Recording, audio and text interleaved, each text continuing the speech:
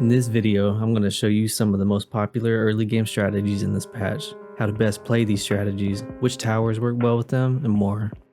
The Boomerang Monkey, the Dartling, the Tack Shooter, all of these are some of the most popular early game strategies, but which perform the best, and which are the easiest and most accessible to play, and which are the ones that will consistently take you to the higher tiers? Well, the key to this question is what will cause you to lose, and what can you do to prevent that from happening? These are the most common strategies seen and used in Season 1 that are going to take you out, and here's how to change that.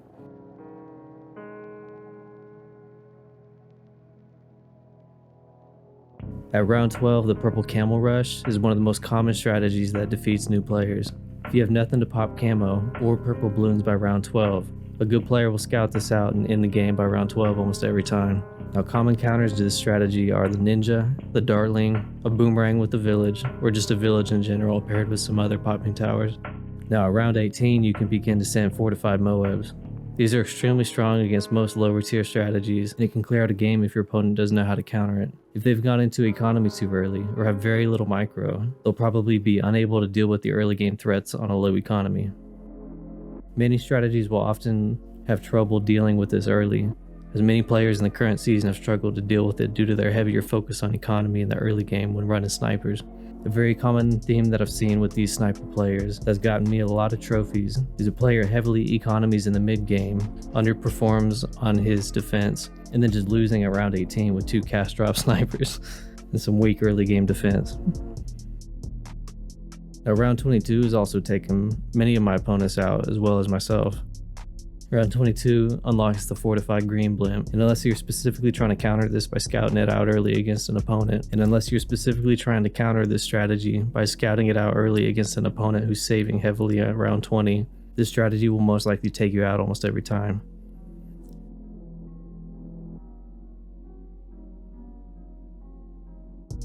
The raw tank potential of this blimp can allow it to slip past most of the common meta defenses in the current season, and one of the very few ways I've seen players hold against this is with super monkeys, bottom path ninjas, or tier 4 and higher dartling monkeys.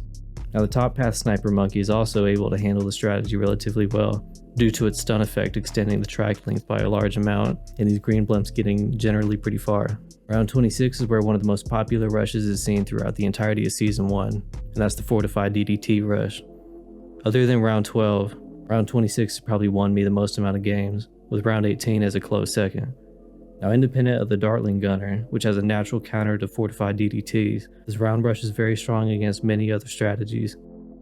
The speed of a fortified DDT is what makes this strategy so powerful, due to a popular playstyle being the idea of punching up a lot of your towers into a small location. Now, sending multiple of these fortified DDTs at a time can quickly burst past many players' frontline defense, and it'll often get you wins unless that player can micro effectively and spread out their defense a little bit more, or just use the meta towers of the current season. Now, for the early game, you got a couple viable options, and those are the Boomerang, the Tack Shooter, the Dartling, and the Boat. These are the most common early game towers that I see, and they can generally handle most of the things pretty well. And I'm going to highlight a couple, and then we're going to go into the details of the rest. So the Dartling right now is still hands down the best early game monkey. You just buy a Dartling and it holds round 5. You buy a second one, it holds to round 9. And then you buy the middle path Dartling and it holds to like round 16 plus. Like, this tower by itself is still very strong. It's going to change very quickly, and other towers are going to pop up because this thing is going to go away from the early game. How I see them patching this is just upping the early game cost price to no longer be the first tower that you can buy. If they do this, then other early game options like the Boomerang and other viable towers will pop up shortly after. Once the bugs are fixed as well with the top and middle paths, this tower will feel a lot weaker than what we're currently seeing. And we're currently seeing it almost every single game in the higher tiers. Now, the Tack Shooter was an OG in the first couple days before it got patched, but I still have love for the Tack Shooter, and I'm still glad to see it around. A few people are running it, but it's still not nearly as efficient or as less button pressy as some of the other strategies, but it's still pretty viable, and it's still a pretty solid early game tower to transition into your mid game. The Boat is also another really popular early game strategy. It's kind of fallen out of favor due to the Dartling's dominance at the moment, but the Boat is overall still very extremely effective. One middle path Boat can handle most of your early game and mid game, and supporting top path boats can deal lots of damage to the mid to late game.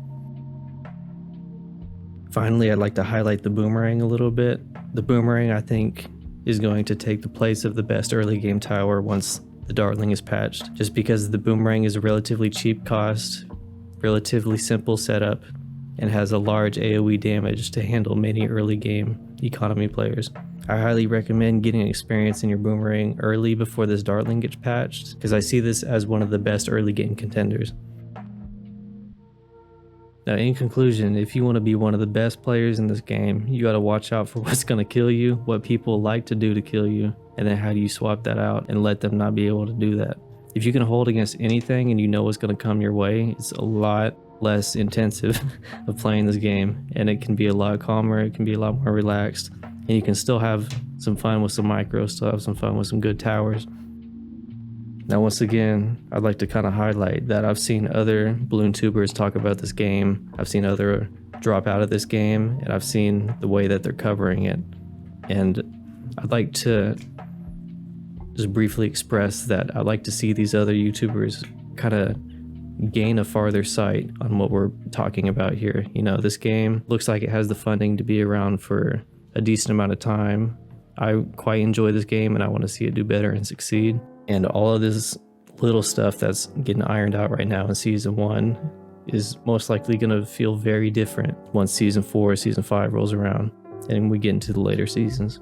Keep in mind that the game that you're playing right now is not the game that you're going to be playing 2 months from now, 3 months from now, 4 months from now. This game is going to evolve, your content's going to evolve, and there's going to be a lot of things to talk about other than what's the flavor of the month. And by the way, the flavor of the month gives us a pretty solid ecosystem to just kind of draw from. So keep out for that, have some good hope, respect to the game, respect to the devs that are fixing the game, and I'm looking forward to a more fun experience in the future. Thanks for watching. What's up? It's Marnie, Vert, and I want to talk about some of the things that I've been thinking of about this channel, like where it's headed, what kind of things I want to make, and who all's been watching. Currently, I've received a lot of love from a lot of people. I'm pretty thankful about that. And right now, I'm currently trying to break out of the algorithm. I've had success both with people and both with this website. YouTube has been recommending my content to a lot of people, and for Bloons Battles too, it's been doing really well, though the Tower 6 market is relatively saturated, so it's kind of hard for me to jump into it at the moment, but I sure would like to. Now, as I was saying before, I'm currently working with this algorithm to be seen by more people. Right now, my videos reach about 2,000 people, or about 1,000 people a day, and to me, that's already pretty mind-blowing. It's like I'm teaching a classroom a day.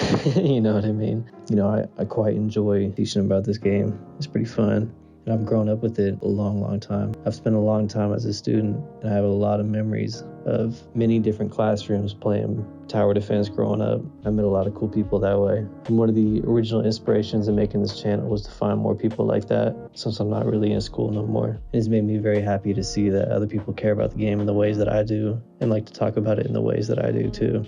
I'd like to experiment a lot with the type of content that I make for this game once I get pretty nested in the algorithm. So if you'd like to help me do that early, liking, commenting, and subscribing, and that notification bell are all very powerful tools that the algorithm sees and bumps my channel whenever people do that. So if you'd like these things to reach more people, please feel free to support me in that way.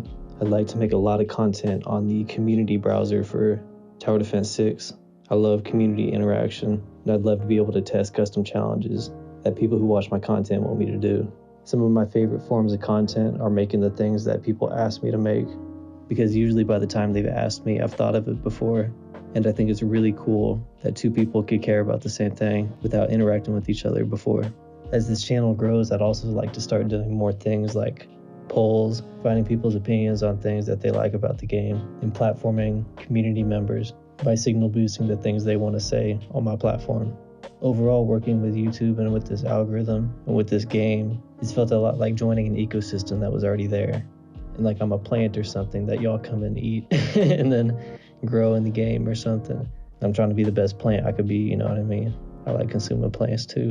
Not trying to be no low tier plant or nothing. But anyways, I appreciate y'all listening. My analytics say less than 10% get to this part of the video. So if you're watching this, you're a special type of person who gets to hear these hidden messages. But anyways, thanks for watching.